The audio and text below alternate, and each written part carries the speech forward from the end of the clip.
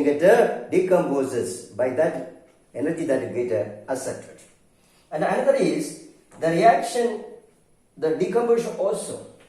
Ozone get decomposes to oxygen plus oxygen. And this decomposition is normally not takes place at room temperature. Okay, this is possible only if we carried out the reaction in the presence of chlorine. Chlorine can accept energy, absorb radiant energy, the sensitizer, and get excited. And this excited chlorine molecule transfer the energy to the ozone. Thereby it get decomposes. Okay, similarly there are so many reactions. We can combine hydrogen and oxygen. You know the hydrogen and oxygen giving water. They require very high thermal energy or high electric arc. But if it is carried out in the presence of chlorine sensitizer, you can, and the presence of light. So, in the presence of light, you can combine hydrogen chlorine, the presence or using chlorine as a sensitizer, or using titanium as a sensitizer. Okay, spongy titanium vechukondu light kaduthu varittal hydrogen oxygen kuda water ayi marunundu and chlorine sensitizer vechichal water ayi marunundu. In example idha 2H2 plus O2 in the presence of titanium, spongy titanium. Okay, spongy titanium or chlorine radical or chlorine we give 2H2. Similarly C2H4 ethylene can be decomposed to acetylene C2H2 plus hydrogen. The ethylene can be decomposed to acetylene in the presence of cadmium as the sensitizer. Similarly, hydrogen plus carbon monoxide can be converted to HCHO, formaldehyde, if you use mercury as the photosensitizer. So you please memorize some of the examples for photosensitizer reaction. Here, actually, this sensitizer acting as a photocatalyst. When you photocatalyst in the light reaction, photoregulation is high. So it can be, photosensitizer reaction can be analyzed in such a manner that the sensitizer acting as a photocatalyst. So consider the mechanism. Consider a general photosensitizer reaction in which the sensitizer can be labeled as a donor while the reactants as the acceptor. Okay, this is the sensitizer, the donor D, sensitizer.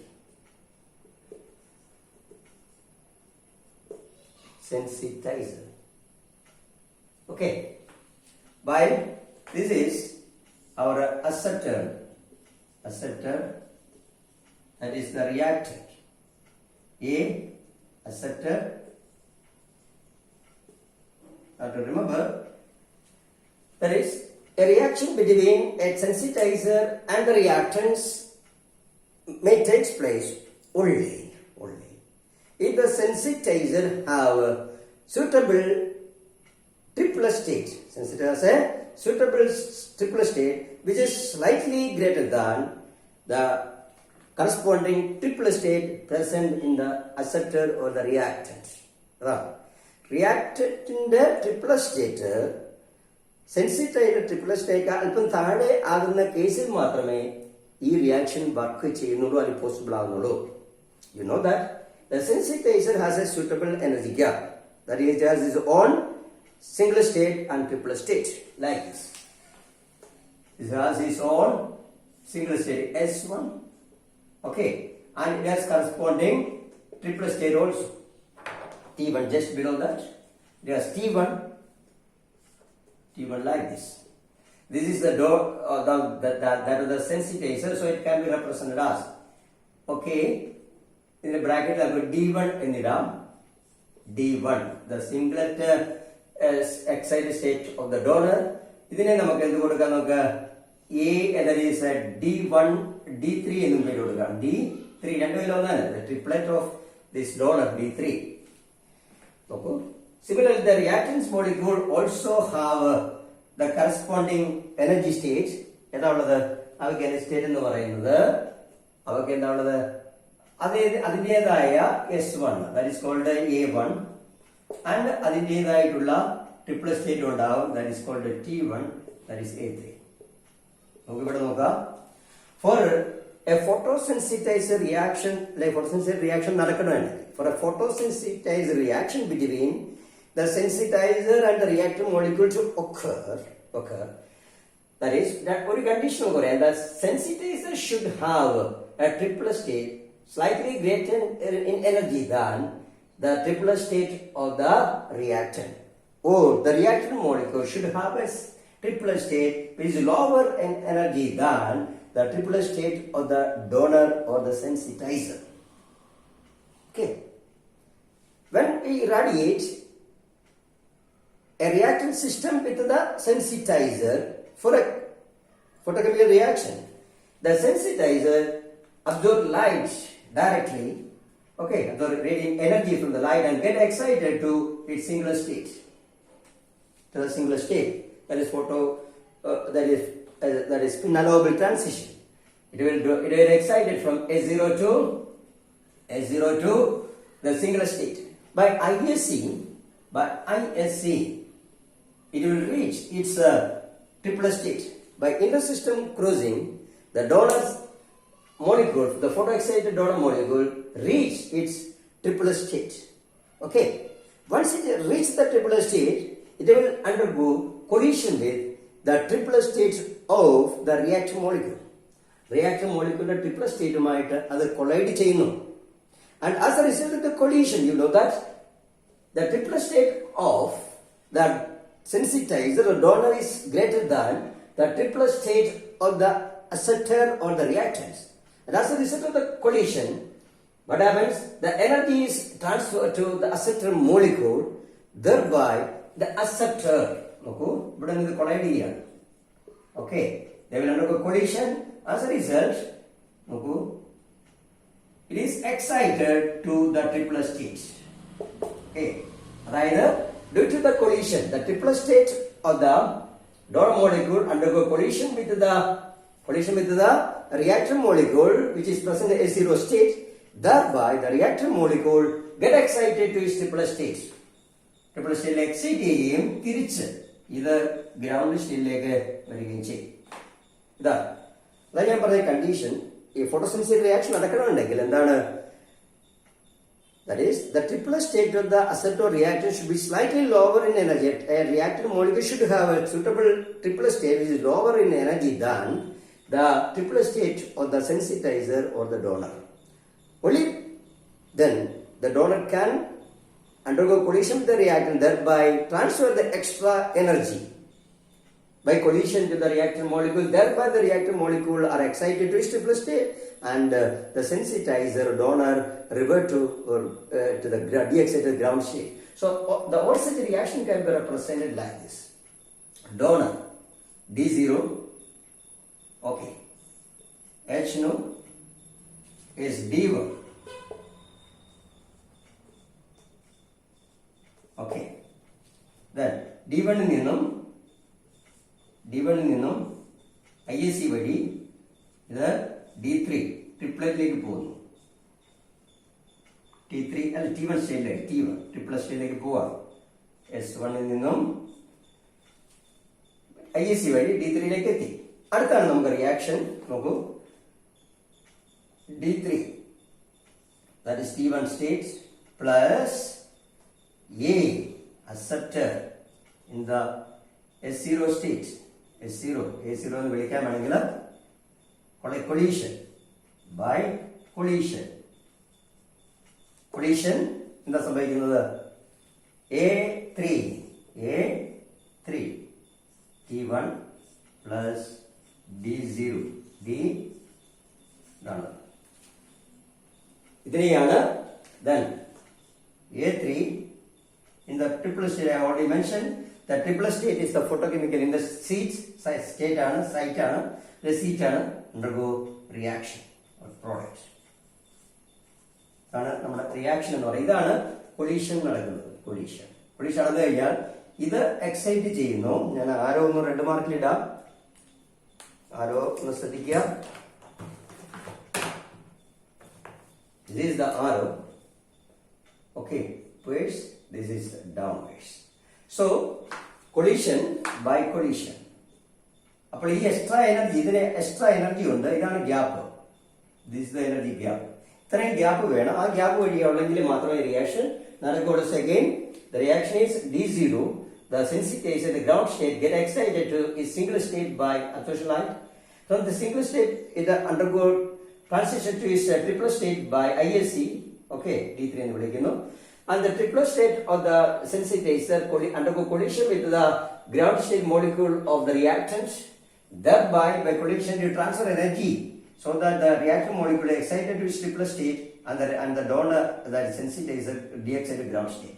The excited A3, the reactant molecule, triplet state, undergo reaction giving products. How very simple.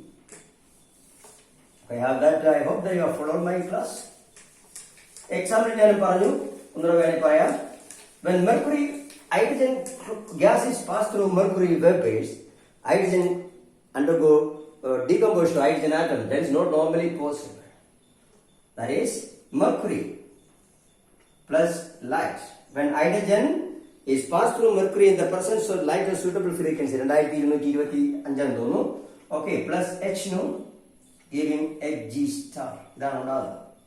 Okay, നമുക്ക് reaction നമുക്ക് പറയാൻ പറ്റുന്നത് ഇതാണ്. Photosynthesis ഏറ്റവും നല്ല example എന്ന് പറയുന്നത് നമുക്കറിയാം. That is photosynthesis, natural photosynthesis of carbon dioxide and okay. ഫോട്ടോസിന്തസിസിന്റെ ഏറ്റവും വലിയ എക്സാമ്പിൾ ആണ് കാർബണും എന്താ ഉണ്ടാകുന്ന ഫോട്ടോസിന്തസിസിൽ കാർബൺ ഡയോക്സൈഡും വാട്ടറും ലൈസിന്റെ സാന്നിധ്യത്തിൽ ക്ലോറോഫിൽ എന്ന ഫാക്ടറിയിൽ വെച്ചിട്ട് കാർബോഹൈഡ്രേറ്റ്സ് ആയി മാറുന്നു, പ്ലസ് ഓക്സിജൻ. ഇവിടെ മനസ്സിലാക്കുക, practically carbon dioxide and water is insensitive to light. So രണ്ടിനും ലൈറ്റിനെ അബ്സോർവ് ചെയ്യാൻ പറ്റത്തില്ല. But the sensitiser called chlorophyll absorb light, get excited, transfer the energy to which molecule? Carbon dioxide molecule. And thereby it initiate a chain reaction, and thereby then പിന്നുള്ളതെല്ലാം എന്താണ്, secondary process വഴി വാട്ടറുമായിട്ട് decompose ചെയ്തിട്ട് നമുക്ക് ഉണ്ടാകുന്നത് carbohydrates എന്ന് പറയുന്ന ആ product ആണ്. Okay, അപ്പൊ 700 നാനോമീറ്റർ, 400 to 700 നാനോമീറ്ററിലാണ് ഇത് സംഭവിക്കുന്നത് എന്ന് മനസ്സിലാക്കുക. അതിന്റെ മെക്കാനിസം ഉണ്ട്, അത് നിങ്ങൾ പുസ്തകം വായിച്ചോടുക. അപ്പൊ ഞാൻ ഇതിന്റെ എക്സാമ്പിൾ ആണ്, simple example. Formation of that, ഇതാണ് നമ്മുടെ reaction.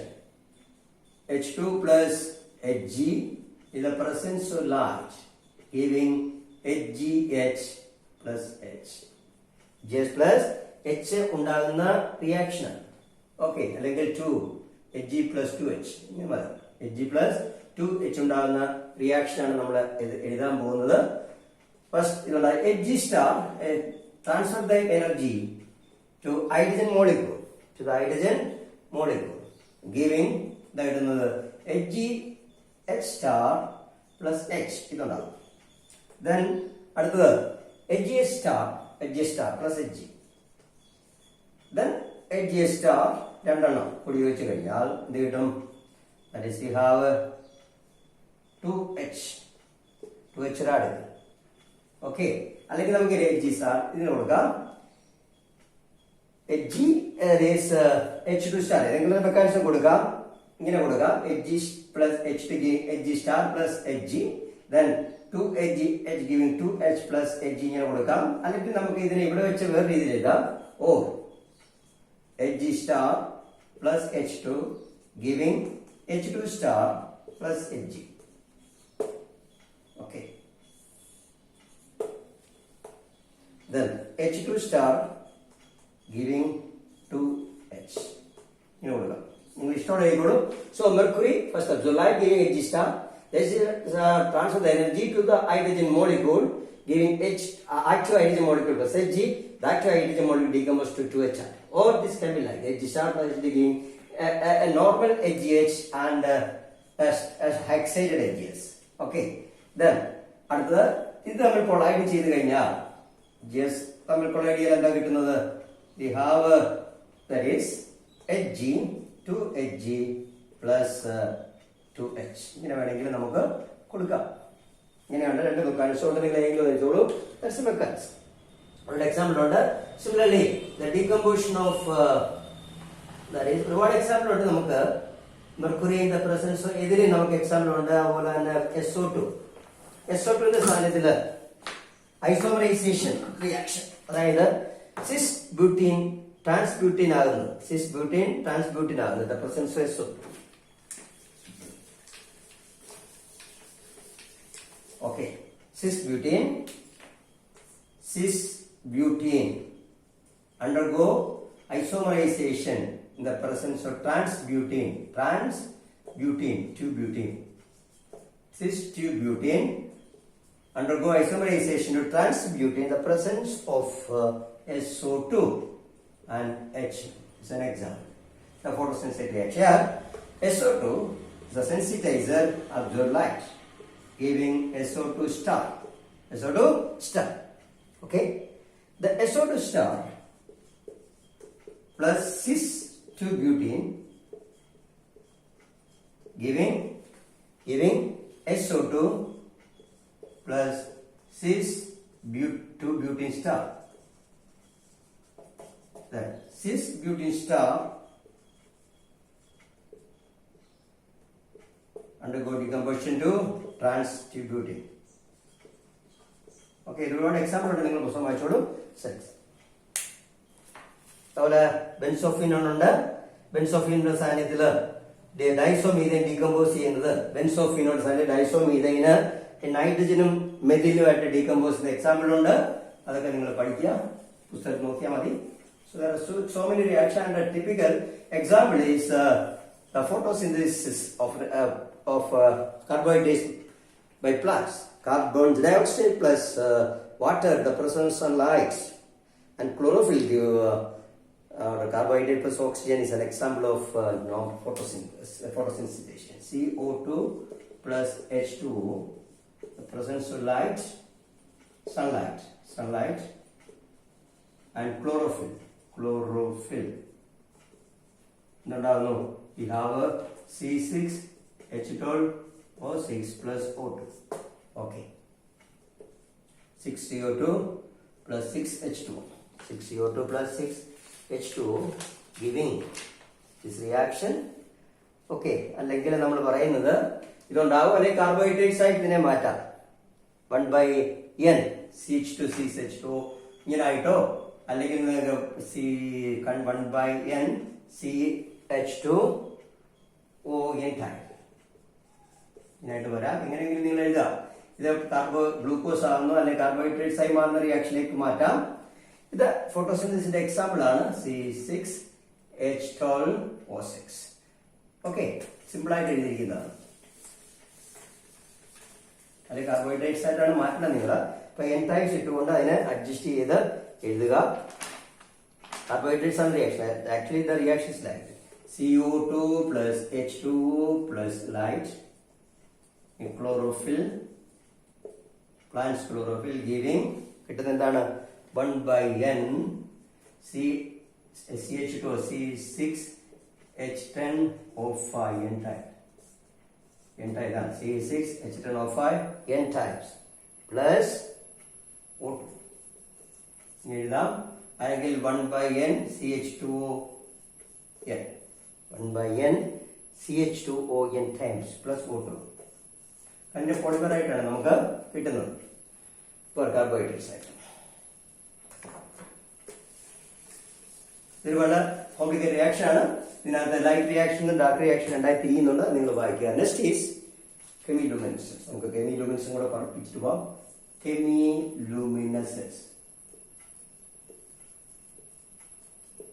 the emission of light as a result of certain photochemical reaction at a temperature at which light is not observed, not at all expected. The emission of light as a result of a photochemical reaction at a condition at which light is not normally expected, at a temperature at which light is not expected is called a chemiluminescence. അപ്പോൾ ഇതിന്റെ നേരെ photochemical reaction നേരെ opposite ആണ്. ഒരു chemical reaction ഫലമായി light produce ചെയ്യുന്നു at a temperature at which light is not expected. അതിനെയാണ് chemiluminescence എന്ന് അറിയപ്പെടുന്നത്. ഇത് നാച്ചുറലായി നടന്നു കഴിഞ്ഞാൽ ബയോലുമിനൻസ് എന്ന് അറിയപ്പെടുന്നത്. അപ്പോൾ ലിവിംഗ് സിസ്റ്റത്തിലാണ് നമുക്ക് പഠിച്ചിട്ടുണ്ട്. ഫയർ ഫ്ലൈ പ്രൊഡ്യൂസ് ചെയ്യുമ്പോൾ ലൈറ്റിനെ ബയോലുമിനൻസൻസ് എന്നാണ് അറിയപ്പെടുന്നത്. It is due to oxidation of the protein called luciferin by the enzyme called luciferase oxygen അതിനെ ഫെറിനെ ലൂസിഫെറോൺ എന്ന ഒരു കീറ്റോണാക്കി മാറ്റുകയാണ്. ഫെറോൾ അല്ലെങ്കിൽ ഫെറിൻ എന്ന് പറയുന്ന പ്രോട്ടീനോ ആൽക്കോളിനെ ഫെറോസ് എന്ന ഒരു കീറ്റോണാക്കി മാറ്റുന്നു ബൈ ദ എൻസൈം കോൾഡ് ഫെറേസ്. ഓക്സിജൻ എയർ ഓക്സിഡേഷൻ ആണ്. അപ്പോൾ അതൊരു ബയോലൂമിനൻസ് ആണ്. അപ്പൊ നമ്മൾ അത്ര അറിയണ്ട, നമ്മൾ ജനറൽ ആയിട്ട് വാട്ട് ഈസ് കെമിലൂമിനൻസ്?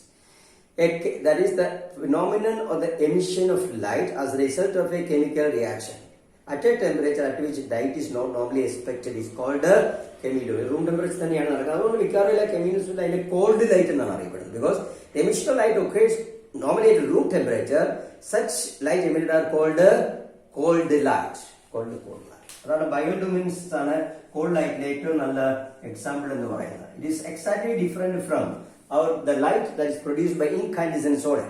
ചില മെറ്റലിനെ നിങ്ങൾ ചുട്ടു വഴിപ്പിച്ചു കഴിഞ്ഞാൽ അത് സ്വയം പ്രകാശ് ലൈറ്റ് എമിറ്റ് ചെയ്യും.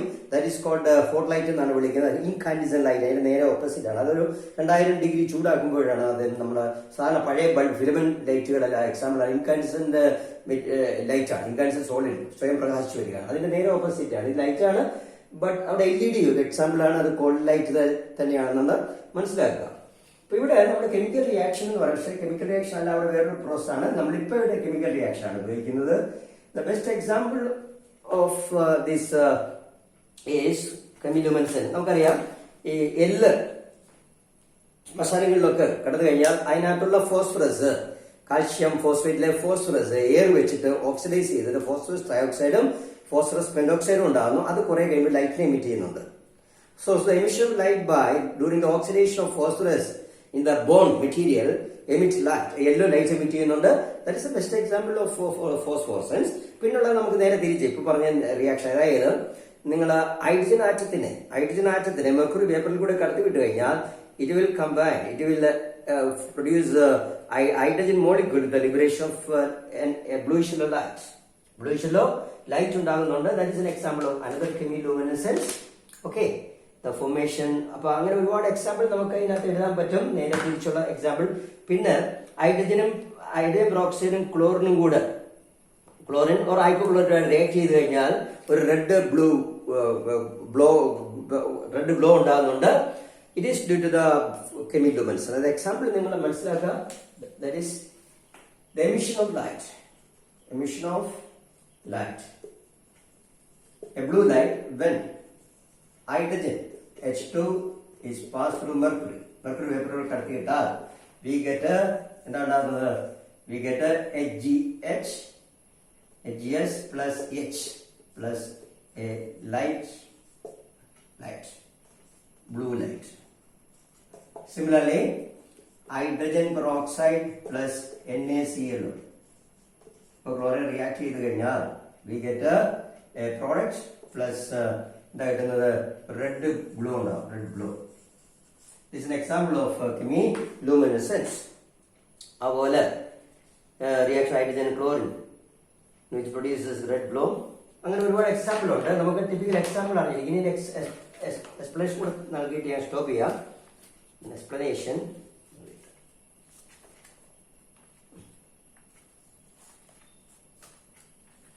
കെമിലുമിനൻസിന്റെ example, the phosphorus in the case. Phosphorus, the phosphorus present in the bone, okay, partially get oxidized. Phosphorus plus O2, 4P plus 3O2 giving P2O3, and get excited, that giving 2P2O3 plus light. Okay, similarly P2O3 plus O2 giving P2O5 star giving P2O5 plus light. Okay. ഈ reaction ശ്രദ്ധിക്കുക. അതായത് നമ്മളതിന് mechanism ഒന്ന് പറയാം. പിന്നെ നമ്മുടെ മെർക്കുറിയുടെ കാര്യമാണ്. Mercury plus Hg. Mercury plus when a stream of atomic hydrogen, ഞാൻ പറഞ്ഞില്ല ഏതായിരുന്നു രണ്ടാമത്തെ example. when atomic vapors or an atom stream of hydrogen atom or hydrogen ആറ്റത്തിന്റെ വേപ്പേഴ്സ് മെർക്കുറി വേപ്പറിലൂടെ കടത്തി വിട്ടാൽ എന്താ കിട്ടുന്നത്? This vapor plus hydrogen atom or vapor pass through, we have HGH plus 2H giving HGH star plus H2 then HgH star, giving HgH plus light. ഈ ഒരു റിയാക്ഷനും ഒരു കെമിലുമിനസൻസ് ആണ്. എന്താണെന്ന് ചോദിച്ചാൽ നിങ്ങൾക്ക് മനസ്സിലാക്കുക, what's the mechanism of chemiluminescence in certain all photochemical reaction in which or all chemical reaction, a reaction that is emission of light as a result of a chemical reaction is called chemiluminescence. Certain highly exergic reaction, if in a chemical reaction, if heat energy liberated is so high that such cases one of the product of the reaction get excited, due to the high heat energy. ചില fast എക്സോർജിക് ആയിട്ടുള്ള chemical റിയാക്ഷനിൽ heat high ആയതുകൊണ്ട് ഏതെങ്കിലും ഒരു product higher energy സ്റ്റേറ്റിലേക്ക് excite ചെയ്യുന്നു. ആ excited product ആയിട്ടുള്ള ആ പ്രോഡക്റ്റ് എന്ത് ചെയ്യും? ഡി എക്സൈറ്റ് ചെയ്യുന്നു ലൈറ്റിനെ എമിറ്റ് ചെയ്തുകൊണ്ട്. അതാണ് മെയിനായിട്ട് ഉണ്ടാകുന്ന കെമിലുമിനൻസിന്റെ എക്സാമ്പിൾ അതാണ്. So in certain chemical reaction which are fast exergic or highly exergic, fast exothermic, a chemical reaction which is highly exothermic or fast exothermic, the heat liberated during such reaction excite one of the product of the reaction to an electrochemically excited സ്റ്റേറ്റിലേക്ക് മാറ്റും. ഉദാഹരണം നോക്കൂ, ഇപ്പൊ നമ്മൾ ഹൈഡ്രജനും മെർക്കുറിയും കൂടെ react ചെയ്യുമ്പോൾ HgH ഉണ്ടാകും. ആ HgH എന്താ ചെയ്യുന്നത്? എക്സൈറ്റ് ചെയ്യാണ്. HgH get excited to highly electronic excite സ്റ്റേറ്റിലേക്ക് പോകും. ആ എക്സൈറ്റഡ് HgH ആണ് എന്ത് ചെയ്യുന്നത്? നോർമൽ HgH ആയിട്ട് മാറുന്നു ലൈറ്റ് എമിറ്റ് ചെയ്തുകൊണ്ട്. അപ്പോഴത്തേക്ക് ഹൈഡ്രജൻ മോളിക്യൂളായി മാറ്റുകയാണ് ചെയ്യുന്നത്. So Hg plus H giving HgS, HgS plus 2H giving Hg star. ഈ റിയാക്ഷൻ ഹൈലി എക്സോതെർമിക് ആണ്. That is highly exothermic plus heat. The heat liberated brings this HgH to an excited HgH. Electronically excited HgH liberate light on its de-excitation. Similarly, phosphorus will undergo oxidation to phosphorus dioxide and is highly exothermic. The heat liberated excite P2O3 from its normal state to an electronically excited state. അവിടെ നിന്ന് വന്ന് ലൈറ്റിനെ emit ചെയ്തുകൊണ്ട് ground state വരുന്നതാണ്, DXG ആണ്. Similarly phosphorus trioxide oxide ചെയ്യുമ്പോൾ phosphorus pentoxide ഉണ്ടാകും. അതിലും heat എക്സോർജിക്കാണ്.